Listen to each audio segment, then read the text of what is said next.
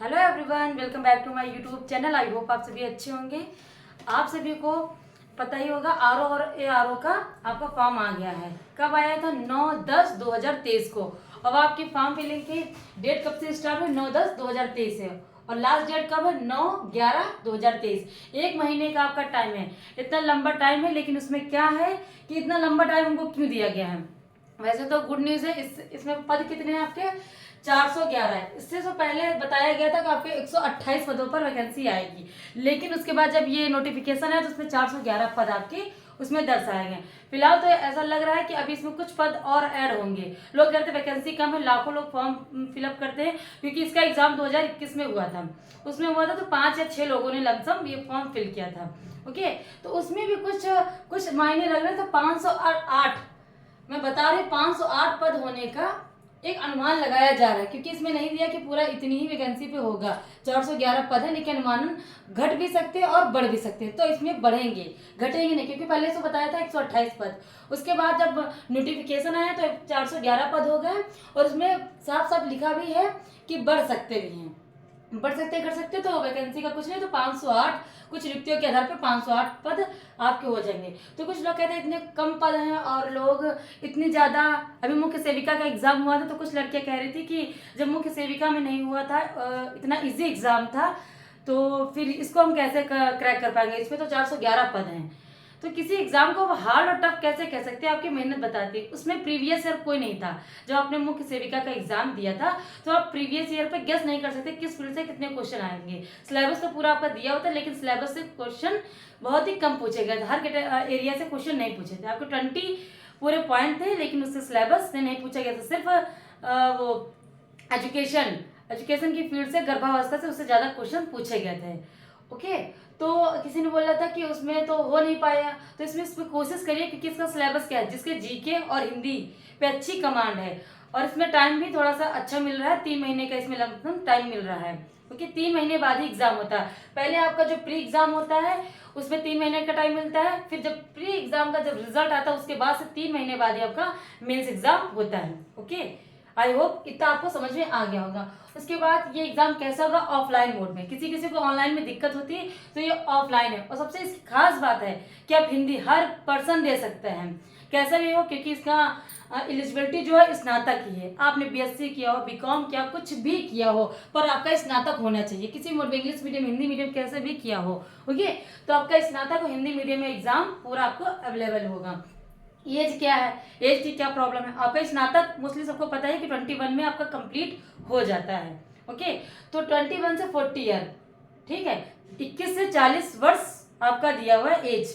और जो कुछ आरक्षित वर्ग है उनको भी 4 या 3 साल का उनको छूट मिलेगा। उसके बाद इसमें आया है नई चीज, ओटीआर। ये ओटीआर क्या? One time registration.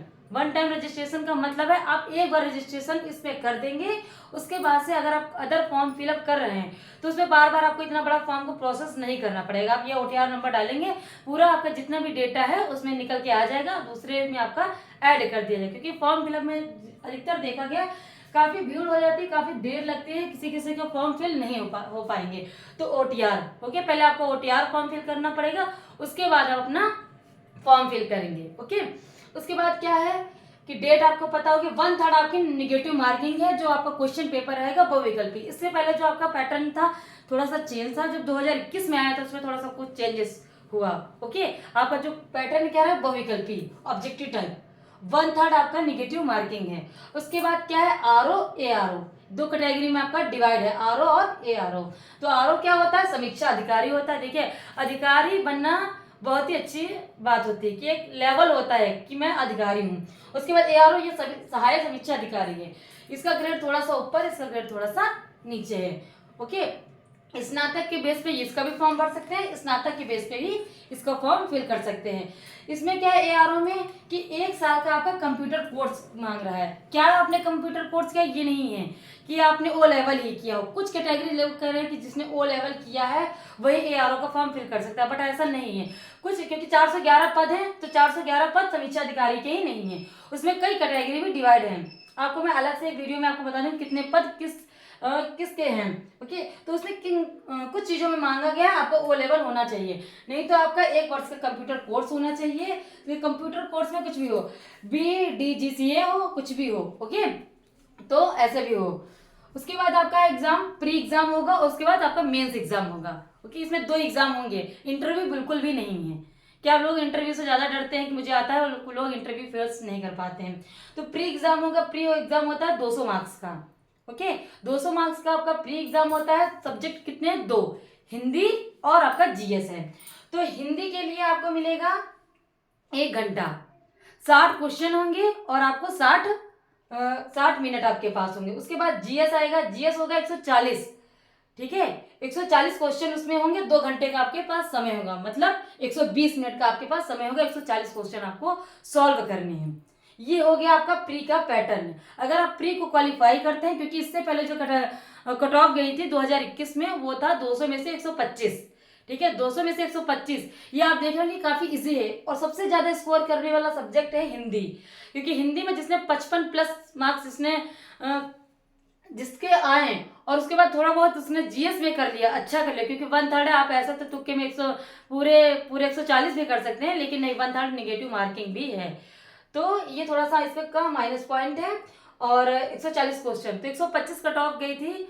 अच्छा है, आप अभी से तैयारी में अगर लग जाते हैं और अच्छे रिसोर्स से आप पढ़ते हैं, क्योंकि कोई तैयारी कर रहा था 1 साल से 2 साल से कर रहा था, क्योंकि 2021 में इसकी वैकेंसी आई थी, उसके बाद इसकी वैकेंसी नहीं, कुछ लोग काफी टाइम से तैयारी कर रहे हैं, उनके लिए तो चलिए ठीक है, उसके लिए गुड न्यूज़ है। लेकिन जिनको अभी नहीं पता था ARO होता क्या है, कौन कौन तैयारी कर सकता है, क्या एलिजिबिलिटी होती है, कैसे तैयारी करें, तो अगर आपको ये वीडियो अच्छी लगी हो तो आप कमेंट करिएगा। मैं आपका पूरा सिलेबस और आपको किस ऑथेंटिक बुक से तैयारी करनी है, क्योंकि 3 महीने किस कोचिंग में, जो कौन सी कोचिंग अच्छी है, क्या सिलेबस है, लोगों को यही पता करने में काफी टाइम चला जाता है। तो किस बुक से पढ़नी है, थोड़ा सा समय में, लेकिन आप वैसे पढ़िए कि प्रीवियस ईयर पहले देखिए, पहले प्रीवियस हर ईयर का बहुत इंपॉर्टेंट है।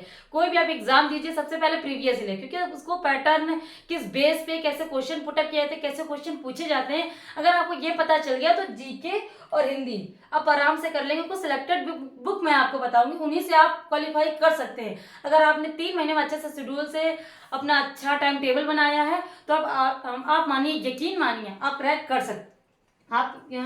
सकते हो। ओके, तो उसके बाद आपका प्री हो गया। इसके बाद में आपको मेंस, प्री और मेंस दोनों का मैं आपको सिलेबस बताऊंगी, और किस बुक से पढ़ना है। ऑथेंटिक बुक्स हैं, क्योंकि मैंने काफी इंटरव्यू देखे, उनमें तो हर पर्सन एक ही बुक बताता है। किसी ने GK का बता दिया, किसी ने हिंदी का बता दिया, तो मैं आपको इतने मैंने इंटरव्यू देखे, मैं इन वीडियो को बनाने के लिए मैं इतना टाइम ले रही हूँ कि आप समझ नहीं सकते हो। ओके, तो आपको अगर तैयारी करनी है तो आप मेरा चैनल सब्सक्राइब कर लीजिए और लाइक का बटन जरूर प्रेस करिएगा। आपको इसी तरह वीडियो मिलती रहेंगी। वीडियो अच्छी लगी तो प्लीज लाइक जरूर करिएगा।